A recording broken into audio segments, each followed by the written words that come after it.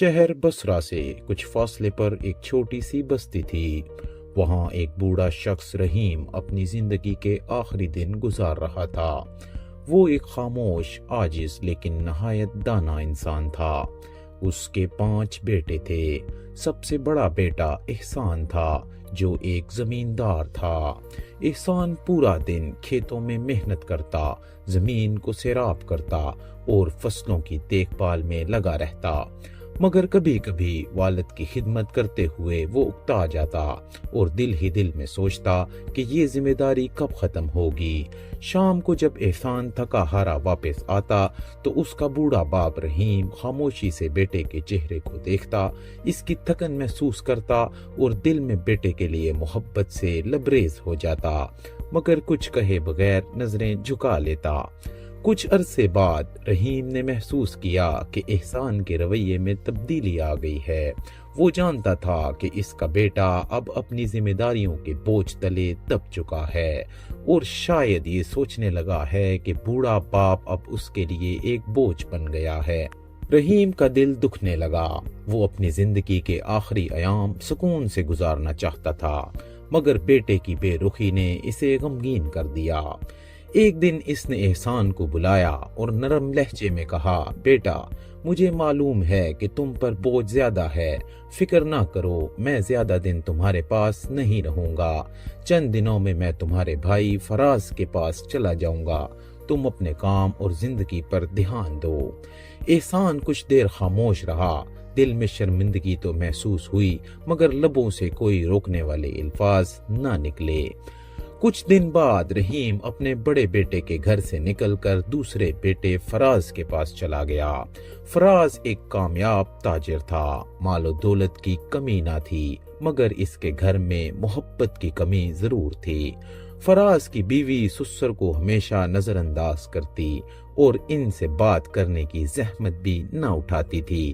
رحیم دن بھر ایک کونے میں خاموش بیٹھا رہتا، دل میں اپنے بیٹوں کی بدلتی ہوئی محبت کا غم لیے، مگر کبھی زبان سے شکوہ نہ کرتا۔ ایک دن فراز نے اپنی بیوی کے کہنے پر والد سے کہا، بابا، آپ بھی کاروبار میں میرا ہاتھ بٹائیں تاکہ آپ کی موجودگی کا مجھے بھی کچھ فائدہ ہو۔ بوڑھا رحیم خاموش ہو گیا۔ اس کی جھکی ہوئی کمر اور کمزور ہاتھ صاف بتا رہے تھے کہ اب وہ کسی بھی محنت کے قابل نہیں رہا، مگر اس نے بیٹے کی بات کا برا نہیں مانا، کیونکہ وہ جانتا تھا کہ فراز اسے صرف ذمہ داری کے طور پر دیکھتا ہے، محبت سے نہیں۔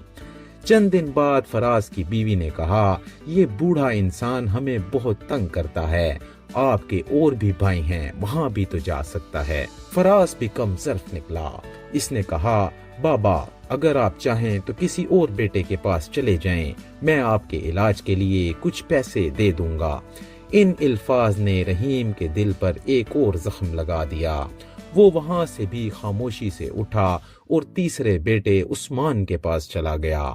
عثمان ایک محنتی کسان تھا۔ اس نے اپنے والد کا احترام تو کیا، مگر وقت کی کمی کی وجہ سے ان کی بیماری اور اداسی پر زیادہ توجہ نہ دے سکا۔ بوڑھا رحیم اکثر دن بھر بچوں کے ساتھ بیٹھا رہتا، مگر دل میں غم اور تنہائی بڑھتی گئی۔ آخر کار وہ وہاں سے بھی نکل گیا اور چوتھے بیٹے حمزہ کے پاس پہنچا۔ حمزہ ایک لالچی اور خود غرض انسان تھا۔ والد کے آنے پر خوش تو ہوا، مگر وجہ صرف یہ تھی کہ شاید باپ کے پاس کچھ دولت باقی ہو، مگر جب اسے پتا چلا کہ رحیم کے پاس کچھ بھی نہیں تو اس نے بھی اپنے باپ کو نظر انداز کرنا شروع کر دیا۔ حمزہ کی بیوی نے تو کھلے عام کہا، یہ بوڑھا صرف بوجھ ہے، ہمارے کاموں میں رکاوٹ بنتا ہے۔ رحیم خاموش رہا۔ اس کی صحت بگڑتی گئی اور آخر کار حمزہ نے بھی کہہ دیا، بابا، کسی اور جگہ چلے جائیں، میرے پاس وقت نہیں۔ دل برداشتہ ہو کر رحیم نے اپنے آخری بیٹے عبد الرحمن کے ہاں جانے کا فیصلہ کیا۔ عبد الرحمن سب سے چھوٹا اور غریب بیٹا تھا۔ وہ روز دہاڑی لگا کر جو پیسے کماتا، ان سے باپ کے لیے دعا خریدتا اور گھر کا خرچ چلاتا۔ اس کی بیوی نہایت نیک دل تھی۔ وہ اپنے سسر کی خدمت دل سے کرتی، ان کی تکلیف کو محسوس کرتی اور انہیں اپنے والد کی طرح سمجھتی تھی۔ رحیم نے جب عبد الرحمن اور اس کی بیوی کا خلوص دیکھا تو دل سے انہیں دعائیں دینے لگا۔ اس کی زندگی میں سکون اور محبت واپس آ گئی۔ وقت گزرتا گیا اور آخر کار اس کی زندگی کے آخری ایام آ گئے۔ عبد الرحمن اپنے باپ کی خدمت میں کوئی کمی نہ چھوڑتا۔ اس کی آنکھوں کے آنسو اور سچی فکر رحیم کے دل کے لیے تسلی کا باعث بن گئی۔ ایک دن رحیم نے اپنے بیٹے کو قریب بلایا اور کہا، بیٹا میرے دن اب ختم ہو چکے ہیں، لیکن اللہ تمہیں ہمیشہ خوش رکھے۔ تم نے جو خدمت کی اس کا بدلہ صرف خدا ہی دے سکتا ہے۔ عبد الرحمن رو پڑا اور بولا، بابا یہ مت کہیے، آپ کے بغیر ہم کیسے رہیں گے؟ اگر مجھ سے کوئی کمی ہوئی ہو تو معاف کر دیجئے۔